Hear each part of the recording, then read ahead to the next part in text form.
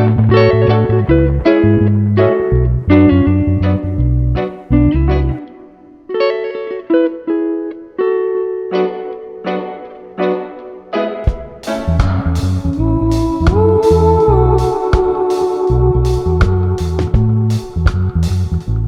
everyone. Welcome to episode 3 of Inner Alchemy Podcast. We are so happy that you've joined us.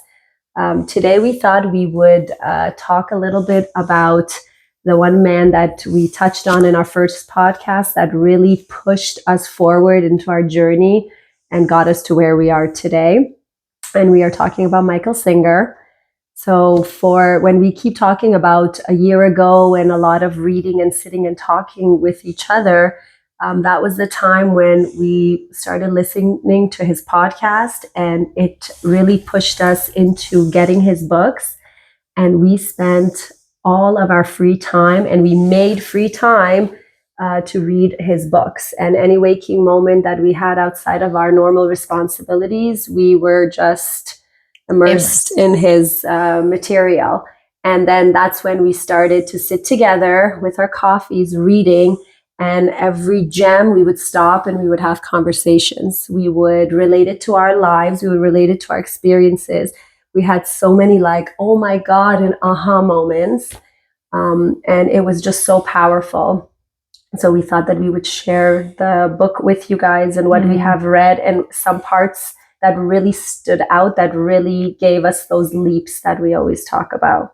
And I swear we're not coffee sponsors, because we always talk about our coffee. We just love coffee. Coffees and chats. Maybe we should have named our podcast Coffees and Conversations. Yeah, that's true. Something like that. You know, I was just picturing that time when we were sitting, and I literally remember that we were together a lot. And we would, let's say the kids were playing and we would be washing dishes or preparing a meal or something. Mm-hmm. And then in between, while some pot of water was on, we'd go and stop and we'd read, or all the little moments that we try to find time. And it's like, oh, I have to work and I really want to just finish, especially his book about himself. Yes. The end of it, I just remember being like, this is like a Netflix series that I just want to binge watch and I can't put down. So it was like its own little, as you said, like this little incubation period that was really, that we look back on fondly. Yeah. It was a great time. Okay. So his books. Yes. So what are his books? The main two that we really loved, there's The Surrender Experiment, which is about his life. So if you end up reading his books, there's the main two are about his life and the deep dive into all of his lessons and all of his learnings and all of that. We would recommend starting with his actual story and allowing that to lead you to this, because this goes into a deep dive into everything that he discovered, everything that he that changed his whole life, or that led his whole life, and the actual lessons that he wanted to relay. Whereas The Surrender Experiment is more like a biography. It's still, oh my God, it's full of wisdom. He wrote this one as he was living through this experience. And we ended up reading this first. But we realized that really you should read his story. And then it really deepens so much of what you get from the actual lessons and from all of his teachings. And then Living Untethered takes all of the teachings and brings it into your everyday world, so that you can actually apply his teachings. So it doesn't just sound like things that he learned, and how are you going to apply it for your own life. Yeah. So all of them are gems, and all of them are powerful. They work together. They do. Yeah, they complement each other. Complement and build in different ways. And really, no matter which order you read them in, for us, it was just something that it really captivated us. And I think it really did build on a lot of the work we had already done and a lot of the things that we had already read. So it was very clear to us. I don't know if you need to maybe have any sort of, other background. Would you say so? I don't think so. I think you could just dive into it? I think you can just dive into it. And I remember that we started with his podcast too. So when you start listening, when you're actually listening and you're taking it on, it becomes clearer, and you take That's your true. time and you read. Yeah. Like, I know for me, it had been years since I had read anything else, but I would listen to his in this regard. on these Yeah, topics. yeah. Yes, exactly. And then when I remember the day that Hetty sent me a podcast, and I had listened to it, but because I had that experience of no more of this reality, it just spoke to me in a different way. Yeah. That then triggered me to say, okay, I'm going to start to read these books. And then as I started to read the books, a lot of things became more clear. Yes, and that reminded me that it was a lot of immersing first in, which we spoke about already, immersing in the audio. Yes. In listening to him, which also makes me reflect on seminars that we did. And the seminars were amazing, but I found that the fact that we could listen to the person who created the seminars, that fact that we could listen to him speak online on YouTube constantly really deepened it. And I think the same goes with anything like that, so that it isn't just inspirational and beautiful and like, whoa, but isn't integrated into your life. I think you would need to actually really do that immersion and the incubation, and to rewrite all of those ways that we see ourselves and see life. It has to be constant. So I would say it would be amazing to just go on and find his podcast and start if anywhere. not him, and if not him, someone else that speaks to you. But the point just being to immerse yourself in the content, and not just let it be another interesting thing you see, like something you see on Instagram that you're like, whoa, yeah, so true. Send it to someone, but don't actually take it into your life. And so not just to let it sit like that, but actually let it change you on, I don't know, like a cellular level, like let it like actually seep into your being and change you from the inside out. And that's why it impacted our lives so much, because that's how we interacted with the material. And what you said is really, really important, because making changes, as we all know, it takes something. And it's not as easy as reading a one-liner. All of those are beneficial. They can help you, but it's just not that easy. When you have spent your whole life being a certain way and you don't know any other way, or you're not even aware that that way of being is not serving you, you're not fully open to make a change. Yeah. And that's what really, really shifted for me too, is that, wait a minute, there is another way, and be open to it and actually receive it without all of my resistance bumping up against it. I really had to let all of that go. I really had to read it and sit with myself and be fully honest with who I am. And that really takes something. And I know in the past I couldn't be. I had all the but, and that would stop me. Yeah. That's why the repetition helps. And that's exactly, thank you for getting there. That's where I was going, is that the repetition keeps reinforcing that. And then as you're hearing it over and over again, that's where the rewriting of the old ways of being. So that's why the wanting to listen to him all the time in the car. I don't remember ever sitting in the car alone and listening to anything but him. That was and I just had a smile on my face, and my heart was open, and I was just receiving. And I was willing to take it all in, even the self-reflection that felt hard at times. Yeah, very hard, very confronting. And I remember you making a comment, something along the lines of, if I feel, I'm worried that if I don't listen, that I'll get pulled back. Because we were in that in-between period where it was this feeling of, there's this way of being, there's this self that we always were. And that it's almost like you can visualize it, right? Like that thing pulling you. And the familiarity of it, and the addiction to it in a way. You know, I saw something about that last night. I think Joe Dispenza was talking about how you're addicted to stress and you're addicted to your problems. And that's exactly what you're touching on, because the pull of, even though it wasn't serving me, it was so powerful. It was constantly trying to take me back. It is so much easier for some reason to live that way than to be like, there is a better way. But I have to confront myself. I have to confront my reality. I have to make shifts. And that's exactly why I felt that way. I felt like it had to always be on, and I had to constantly be reminding myself, because my programming was very strong. And it takes something. And it's, you know, I want to just wake up, do my stuff, and go to bed and be alone. Yeah, even though you're miserable in it, even though one would be miserable in that reality, right? That they're trying to grow from, but the pull of it, the addiction to it, the familiarity with it, the comfort in at least at least you know what to expect with all of its good and its bad and all of that. So that pull. So I really like that imagery because I remember you saying that, and that drove you to continually be on it and be listening to it.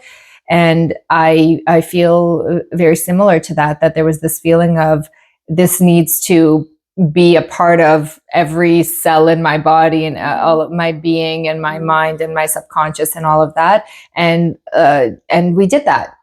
And that was what made the difference. So that was, I guess, what allowed us to integrate a lot better. So something like this content, the obsessiveness of it, the continual conversations about it, and then the implementation, seeing the practices.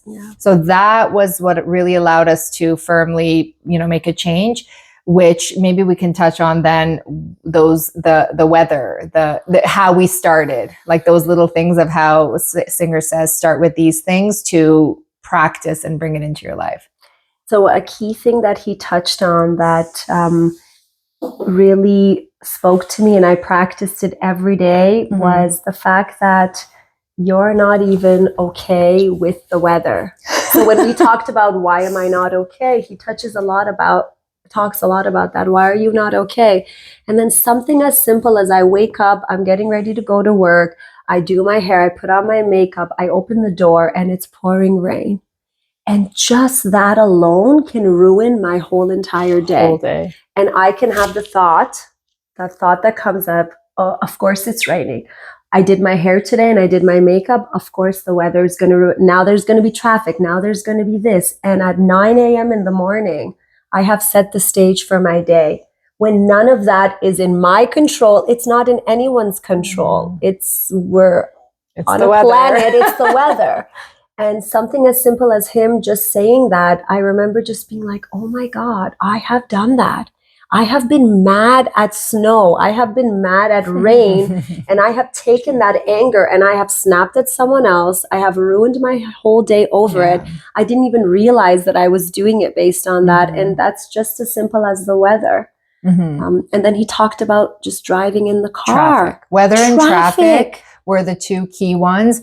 And it's very relatable. So I think that's why it really hit home for us, and why it probably hits home for a lot of people, because you can show up in your life and say, okay, all I'm going to do today is be okay in traffic. All I'm going to do today is be okay with the weather, which sounds so silly, but that becomes the basis of you integrating that into your life. And then one day you're okay with some of the hardest things in your life. And a lot of what that did for me was release this feeling of needing to control everything. Because when you think about those things, it becomes, for me, what comes up is control.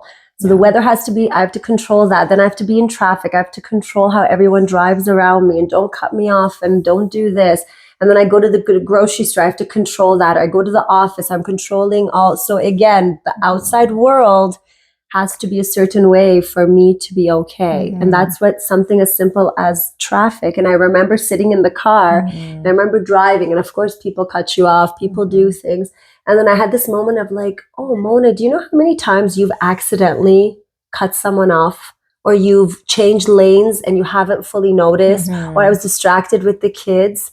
I didn't do that on purpose to piss anyone off. So why do you think that other person is doing that? And even if, let's say, they do something that's dangerous, we've all had experiences. Why is that going to ruin my whole day? Why am I going to take that to every aspect of my life? And just that alone started the shift of me focusing on my thoughts and what comes up every second of the day, doing the mundane things of life. And that's where the watch your thoughts kind of really magnified for me. So watching your thoughts and watching your emotions. Right? It's watching what comes up in you and seeing it a little bit from a distance. So what was that experience for you when you first started to be aware of being aware? I always thought my thoughts were me. and they were all facts, and they're things that are just what I actually think and believe. When I actually started to watch my thoughts and take a moment and reflect, I realized how much garbage comes up that I don't even actually believe. And I had moments where these dark thoughts would come, or things that never made sense, and I would somewhat brush it away, but I wasn't really paying attention. But they became truths about me. And when I started to actually pay attention to the things that were coming up, so much of it was garbage and nonsense. Then I remember having this realization driving in the car, and the natural auto response of something that the kid said came up. And then I paused and I was like, where did that come from?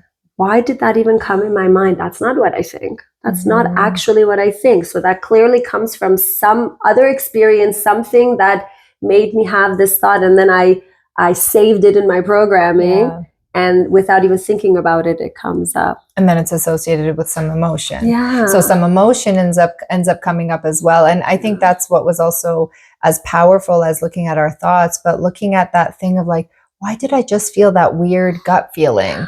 Or what is it that's actually bothering me right now? And instead of going for some distraction from that, or being upset about it, or getting lost in it, whatever the experience might be, it was more like a critical watching, not a judgmental watching, but like a critically assessing all that was going on, like an outside viewer, like someone from above, just observing what was happening inside. And then what was cool in my experience, a lot of what I felt was that things would drop away. So I didn't have to do anything to get rid of some icky feeling in my gut. I just had to notice it. And as soon as I noticed it and allowed it, or maybe even thought to myself, oh, it was because this just happened, or you just had that thought, and that's not you, and you're just creating that. Like, as soon as all those, that stream of thought would come, then it would just dissipate. I wouldn't have to do anything about it. I wouldn't have to journal. I wouldn't have to, I don't know, anything. I wouldn't have to talk to you about it.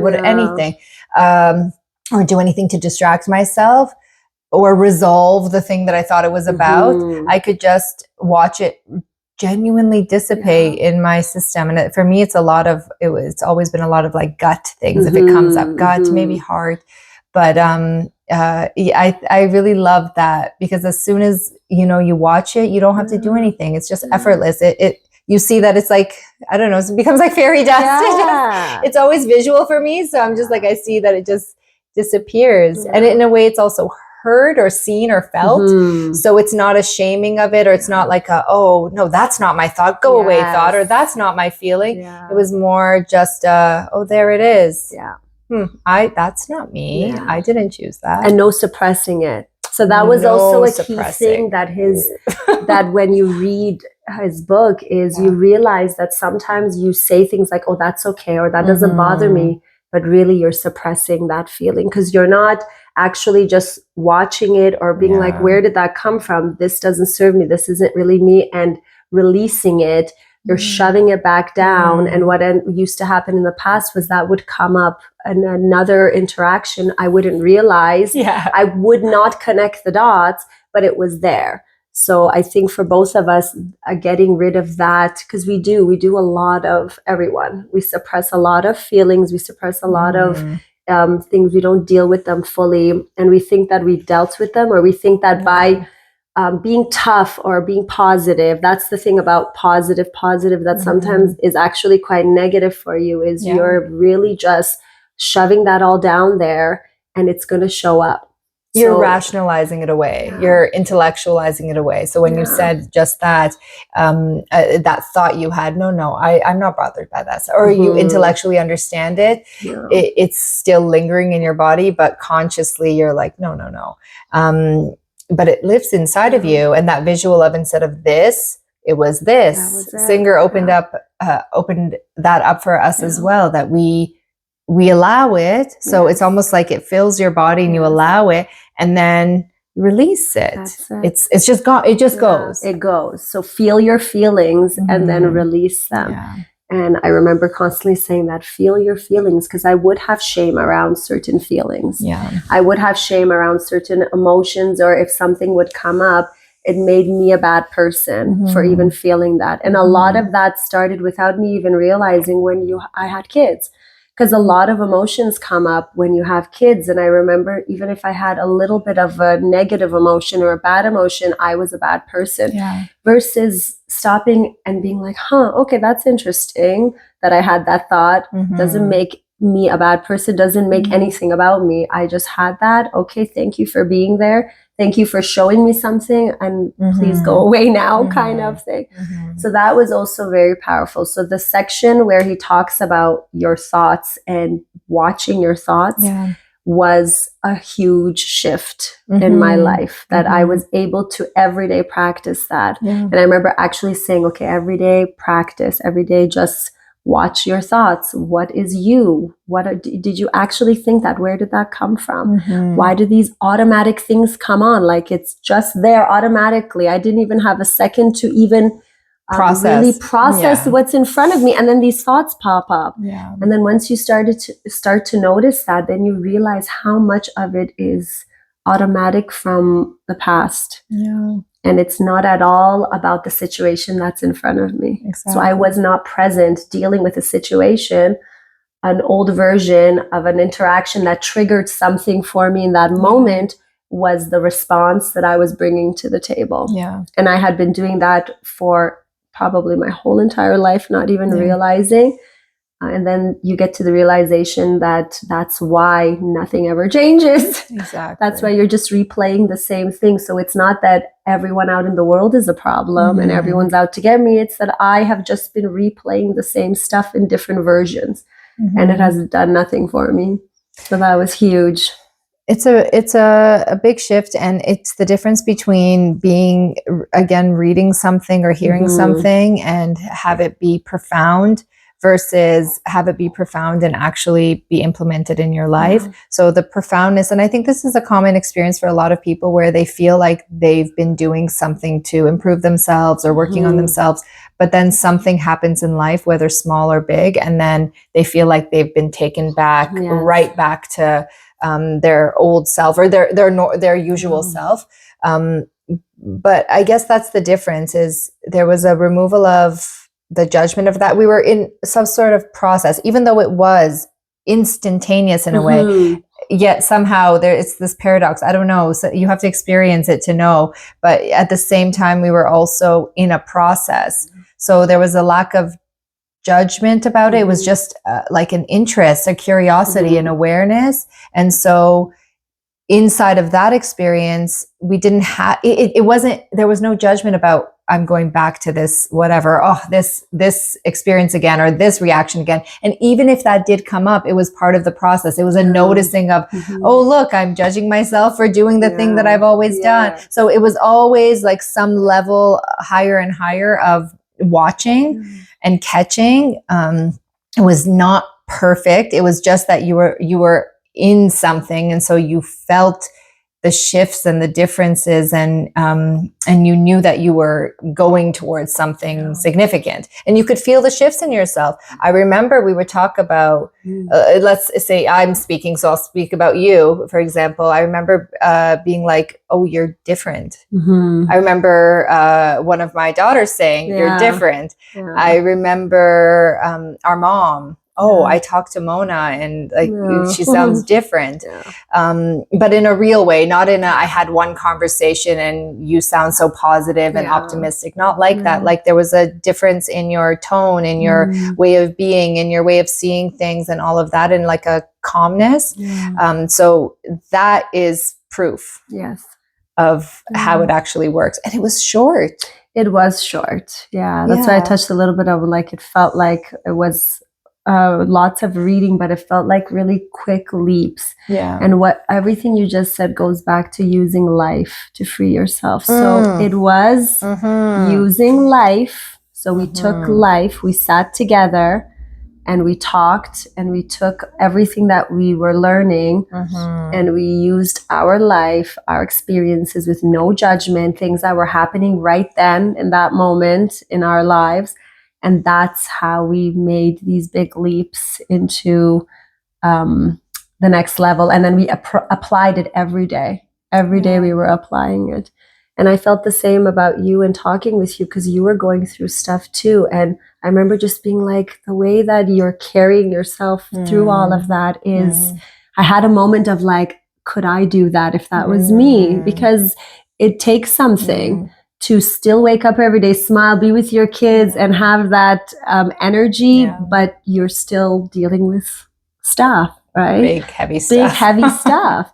And I never ever saw you falter and like cry every day. Even if you had that moment, that's okay. I had those moments, but every day that smile on your face and the kids was another inspiration for me to be like, oh my God, just we're on the right path, and you're doing it together, and you're just gonna get there. And every day was a better day, right? And we were always excited. We were texting each other at night, right? So because you really felt it, and so that's how we were using life to free ourselves. And then life was our teacher. It was teaching us those interactions that were hard to deal with, those traumatic experiences we used to grow. And he really inspired that, you know, and he really got me to see that you should be happy every day, and everything should just be an experience of like, oh, look, this guy cut me off. Okay. Oh, look, my kid did this. Okay. Oh, look, 20 years ago, someone said this to you. That's okay. It doesn't have to follow you every day of your life. It doesn't have to be with you when you go to the store. It doesn't make anything bad about you, and just was really moving and very big. It reminds me, what you said reminds me of something he speaks to about some example about a guru is asked if they ever get depressed or something like that. And then the guru says, it's like writing on water. So it was we more and more were connecting with that and relating to this feeling of, it's not that we're always going to be like but yet there was always an inner that. There was always that, and which we spoke about before, that there was always that inner, it was getting to this base level ease, and then emotions come and go. They just don't take us. They don't grip us. They don't turn into our identity again, like who I am as a depressed person, or who I am as, and that wasn't our experience. It allowed us to get that base level of ease. And I think that's until you experience it, it's hard to know what you're looking for. It's like there's something that's off, but you're not sure exactly what you're looking for. So then once we started to feel that way, we started to understand, it's when people say your what is it? Not your natural state, but your birthright almost. Your birthright is ecstasy. You're like, my birthright is ecstasy. Like, my natural state is just always joyful. And we're generally positive, hopeful people, but still to say that, you know, that's my birthright, that's my natural state, that when everything is the way it should be, that I should be ecstatic all the time. It felt fake in a way. But then you get it that it's not the expression on your face, it's not what's happening, it's not some feeling in your body, it's like this base level of, I'm okay, and I'm at peace, and I'm at ease, and my mind is not racing forward or pulling me back, and I'm just here. And I loved that period for that. It really showed us that there was something different that was possible, and it inspired us a lot. So what you said about use life to free yourself, that's why I opened this, because that was one of our first little notes that we wanted to talk about. His saying, use life to free yourself, is, I don't know, this like key to a lock or something. I feel, again, I always say, I can visualize these things a lot. I felt like that visualization that we talked about of being in a cage, and being in a cage that had an open door, and realizing it was more that we clicked into the fact that the door was open the whole time, and that we had made the cage and all of that. So when we started to use life to free ourselves, what that meant, I'll say what it meant for me, and then you say what it meant for you.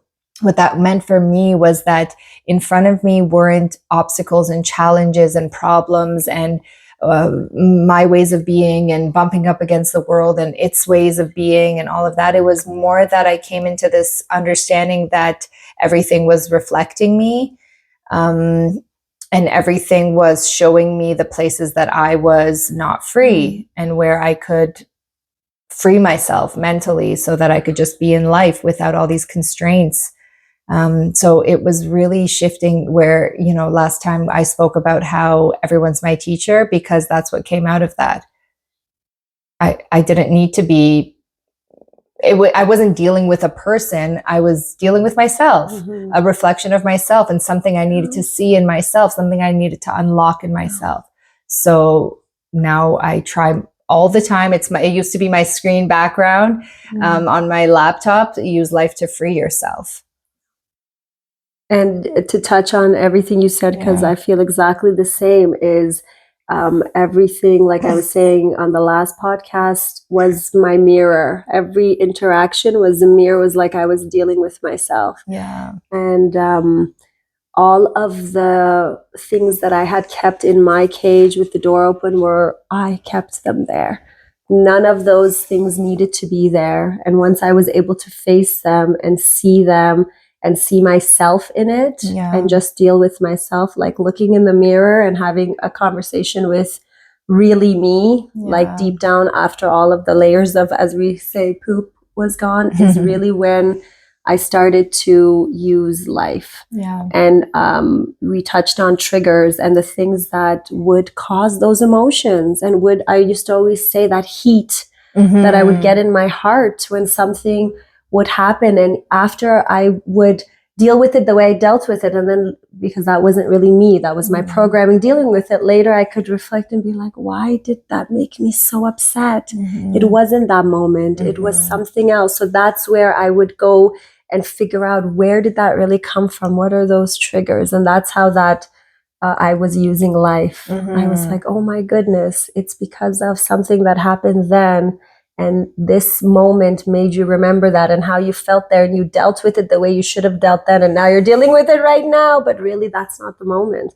And you clearly haven't dealt with it. It's still coming up.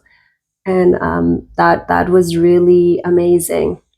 And seeing your triggers and understanding that the world doesn't need to change themselves for you to not be triggered. Yeah. Like I used to see that online and I never really fully really grasped what that meant. It was more like when I was really down or felt down, it was more than avoid people, versus no, they're not doing anything. You are the one who is allowing all these moments to upset you. So you deal with your triggers and let people be who they are, and just be with that moment the way it is. And why wouldn't we want to know what life is bumping up against inside of us? Because it will free us up to a much deeper experience of life. And I think that's really, if I reflect now of today, that's really what sticks with me a lot, and what I feel through every day is that I get to just be out in life. And it's a lot less and almost never something in between me and life. It's just me being with life. And it doesn't mean that I don't have emotions and feelings. It's just that I'm just there with also those emotions and feelings. And I'm there with what's in front of me, whether some experience or a person. And even if something does come up, we talk all the time, right? So we get better at, we'll say to each other, this happened and my immediate reaction was this. And then right away I thought to myself, oh, you see, that's the place. But that second reaction was right there. That second thought was right there. So the profoundness of how you can go from, first of all, not even realizing that you're in something, just being the thing, to stepping out of it and watching it and observing it, to actually implementing it in your life and seeing yourself experience life differently, is a dream. It's something we couldn't have even thought about. We couldn't have even considered that there was any other way to be than the way we were. And all we hoped for was that our circumstances would get better. Rather than seeing that we had to get better. We had to clear our stuff. So thank you, Michael Singer, Yeah, for changing our- honestly, like I we are tell- also not only are we not coffee spokespeople, we're also not Michael Singer spokespeople, but we wish we were. We wish, and we have a plan to go and visit him one day We would because love of to. what a big shift he's done for us. And Yeah. no, we're not getting paid to talk about him. He was just so powerful, and what you were saying brought this thing up for me right now. That is that even how I want to react or would react to things had I not taken a moment to step back. Mhm. Because when, how many times have you had this moment where you've dealt with something and then later on you're like, I should have done it. Why did I even do that? You start to like later on assess the moment. But a lot of times I'm able to just stop and pause. And just, it takes a second. It's not like it's 10 minutes of your life. You're just like, okay, this thought comes up. What is this thought? Is this actually about this moment? Are you bringing something else into the equation? How do you actually want to are you going to allow this to take over? Yeah. Okay, this emotion is coming. How about I connect back to breath? I remember telling you I would have that moment where when I was first dealing, my heart would start to pound. I would get a heat and I would stop and I would breathe and I would calm myself down because I knew that in that moment I was going to respond emotionally and I would regret it later. And Emotionally from the past. From the past. Yeah. And I did not want to live that way anymore. Yeah. So a lot of the watching your thoughts, that's what it does. That's what opens up for you. Take a second. I even say to the kids, you're upset with each other, just walk away and breathe. Everything calms down when you're able to stop and be like, why am I upset right now? What am I really dealing with? And is this moment, or is this something that happened a little while ago? It's almost never the moment. Yeah. I remember just having these feelings where I would observe myself wanting to have that feeling. Like some feeling in the earlier parts of it, some feeling would come up and I was just like noticing that I wanted to be in that feeling. Isn't that interesting? Yeah. So then once we had a bit more of the language for it and started to see it as the addiction to, or even the habit of. Yes. I think also dispense this as the habit of being you. Werner Erhard says, you are a superstition. So anyways, it's all in the same kind of world. But I would, because I started noticing just that metacognition thing we said, like noticing what I'm aware of, noticing my thoughts, all this stuff. And then I was thinking to myself, you want to feel this way. Yeah. You want, and it was just when I would start to see that also, that was another like dissipating thing. It's like, I'm getting mad and I want to be mad. Like I want to feel this feeling, or I'm getting down and I just want to stay in that down. And again, to contrast what we just said, it is true that it's okay. And it does serve you to actually feel it and to let it be in you. But I'm saying something different. And what I'm really speaking to is that addicted part, that part that just wants to, or the familiar, even if we just say familiar, the familiar thing that you want to feel because that's how you felt. And at least it's familiar and comfortable, even if it's not desirable.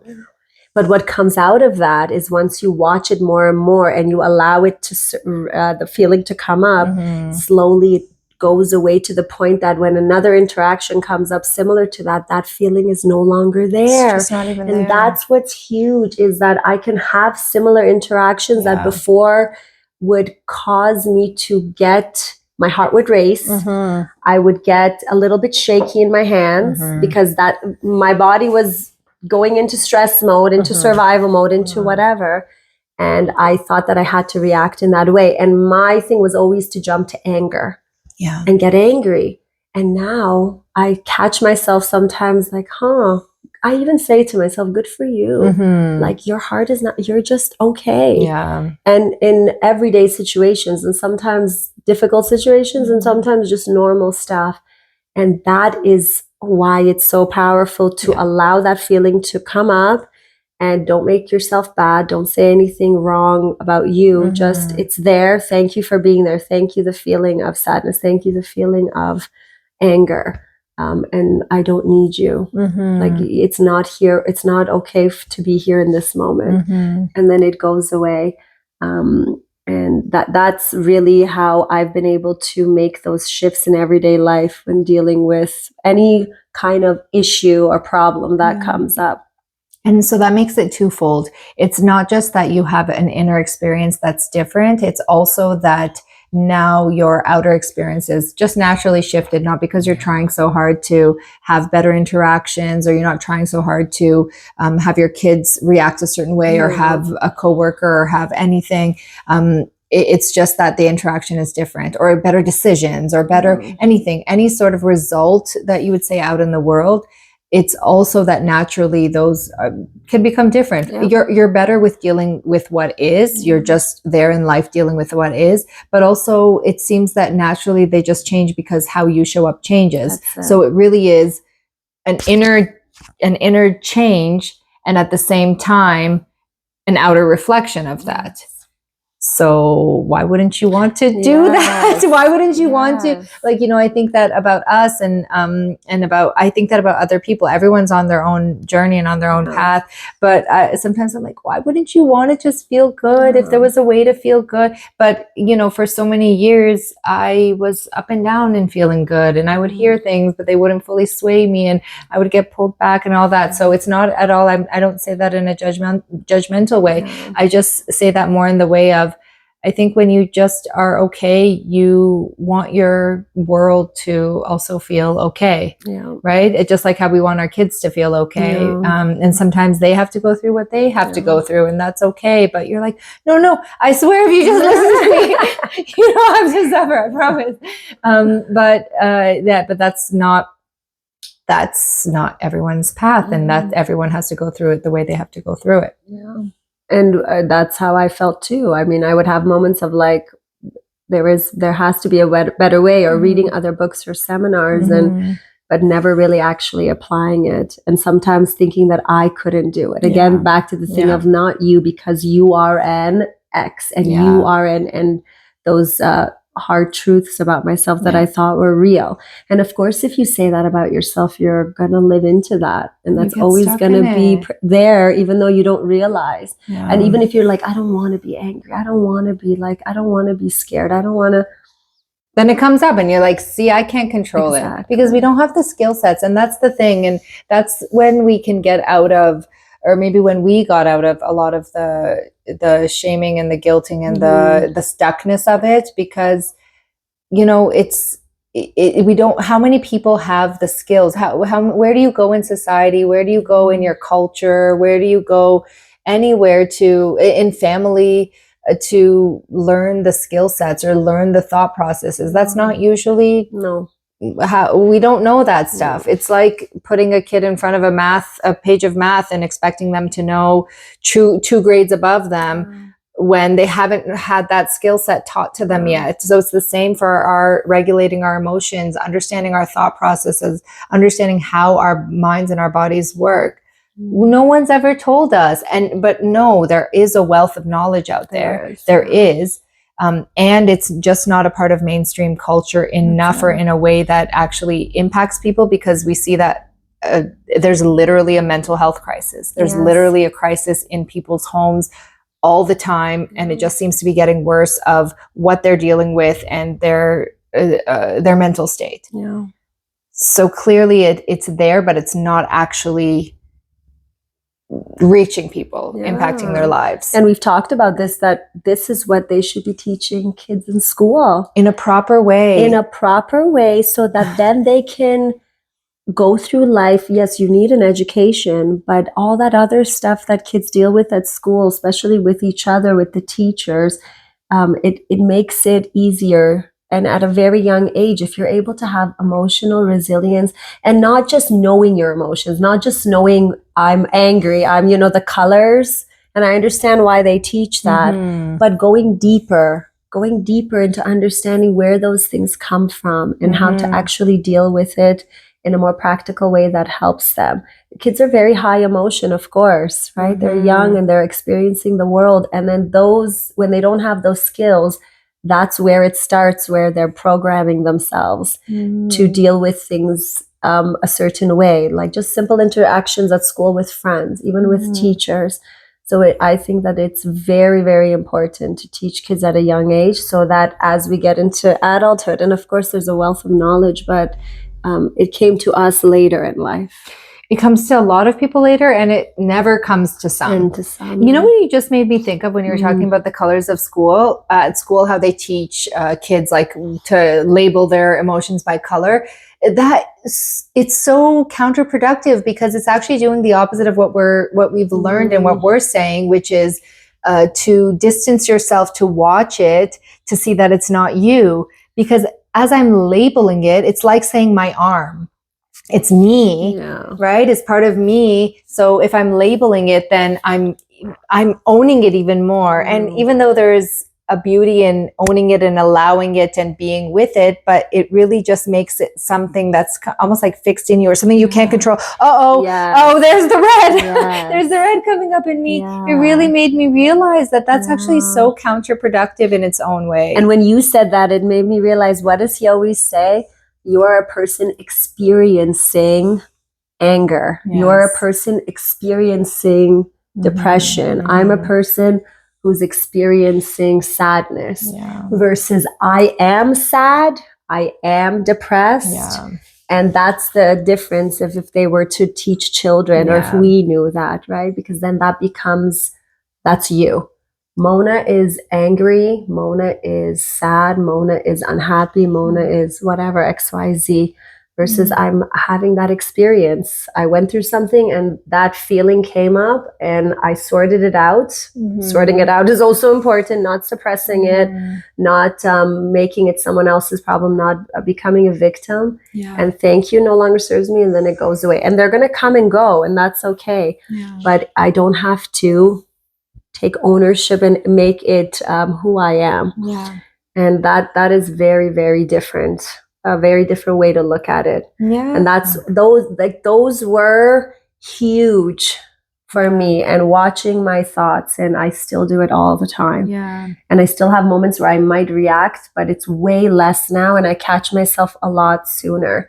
And I have a lot more moments of just like, that didn't come up. I actually stopped and I'm like, that didn't come up. And that's huge, because I never thought that I could make those big changes. I truly didn't. Yeah. I never before. I would read and I'd go to sleep, I'd be like, yes, yes, every day. And then I realized after that was all masked. I wanted to do that, but I couldn't fully do that because I didn't also get to the root, right? It was still the outside world. So it was like trying to put on some like sprinkles on top of the poop, on top of the garbage, right? It was like taking like a cherry on top and it looked nice. Exactly. So it's like having your true nature, your true perfect self, and then having all the garbage on top, and then trying to maybe mask, like put a plug in so that it smells better. And so you think you're doing something, and for a while it lasts and it's okay, but it doesn't actually change your being. It doesn't actually change genuinely how you show up, or it doesn't actually change your relationship to reality.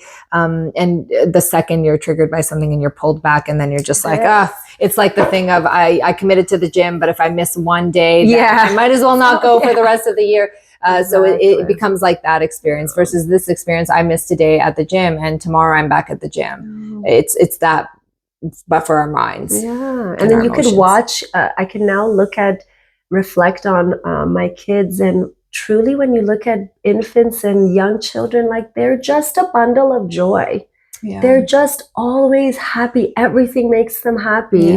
And then yes, life happens to them as well. At a young age, they have to go to school, they have to go to daycare, and they have these experiences.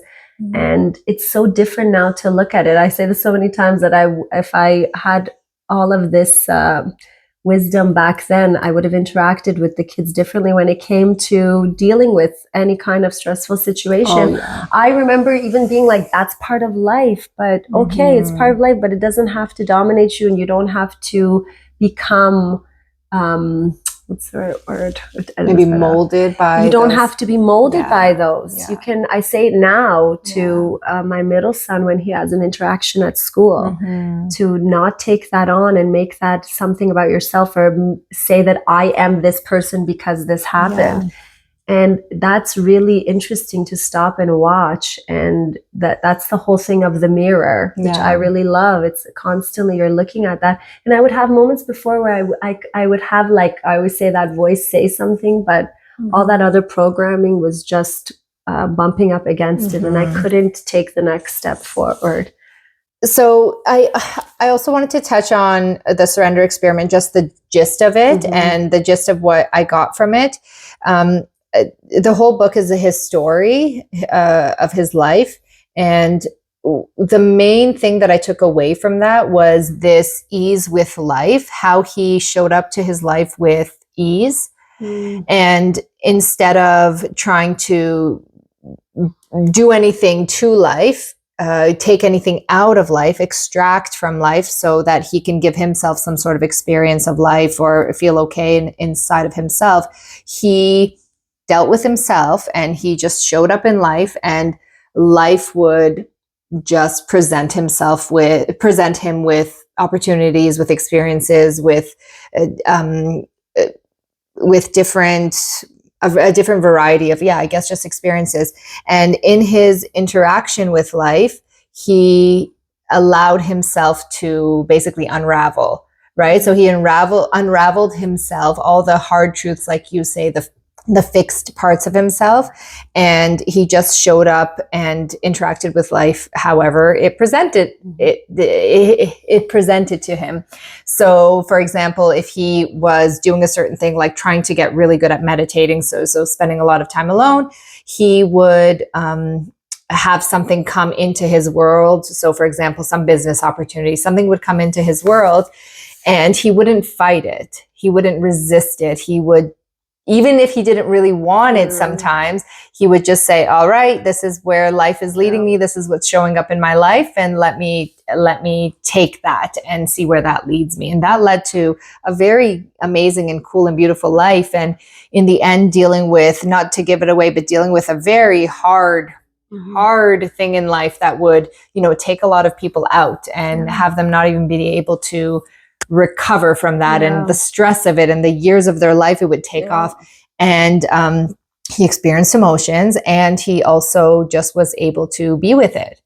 And so that was, if you're looking for a mentor, if you're looking for an example, if you're looking for just some sort of archetype of something that you would want to live into, I would say that someone like him, people, and I have other experiences with other people that I feel the same about, or an elder. Maybe I'd think of him as an elder. Then you would look at someone like that and say, this is an option. This is available. This is a way I can show up. And so that's really, obviously the book itself was, like I said, it was like a Netflix show. You kept saying that. You're like, they should turn this into a movie. I was like, totally. I just like how you binge watch. I was like, what's going to happen? I need to know. And it was just really interesting, and it really gripped you because it was also just real, like his real life, and it really gave you what you would dream about as like this wise elder, sitting there and closer to the end in the third act of his life, reflecting back and seeing something really beautiful and profound, and having that wisdom to share with other generations. And it was really moving. And what that book helped me learn and practice is stop with the, why did this happen? Why didn't this happen? It should have been this way. So just flowing with what was in front of me, like we talked about, like an equation that then has a next step. So moving forward versus living in the past about what should have been.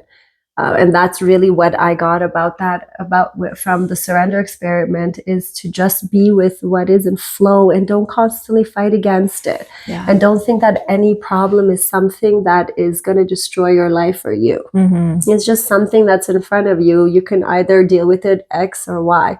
Remember, I used to always say it's like life is like a choose your own adventure. So this is what's in front of you. Am I going to argue? Am I going to live in the past? Or am I going to be like, okay, this is in front of me. How do I move forward? And that's what really helped me, because anytime life got hard or something went wrong, out of what I thought the plan was or was supposed to be. Of what you wanted. Of what I wanted, exactly. And then I would go to that place. Whereas now it's just... all right, this is in front of me. Okay, what's next? And no more pulling from the past, and no more of those should-bes. And sometimes it's just like an interesting curiosity. How can I navigate this, right? How can I navigate this situation versus this heavy thing that's happening to you? It's like, all right, how can I solve this? Yeah. How much do we now laugh at stuff? We literally laugh at even some things that are genuinely annoying. Yeah. You have the feeling, of course, you're supposed to have those feelings. You're human, but then we can also make light of it and laugh at it. And it could be even more difficult, and you can deal with it and then later be like, oh my God, what was that? So it just makes everything lighter. And that's what I got from his book. I'm like, you went through all of this and you came out with 3 books and podcasts, and you're helping people, and people fly out to Florida just to listen to him talk Sunday mornings. Right. And it's really, really moving, and it shifts your life. Yeah. And again, to reiterate that this reached us, and something will reach someone else.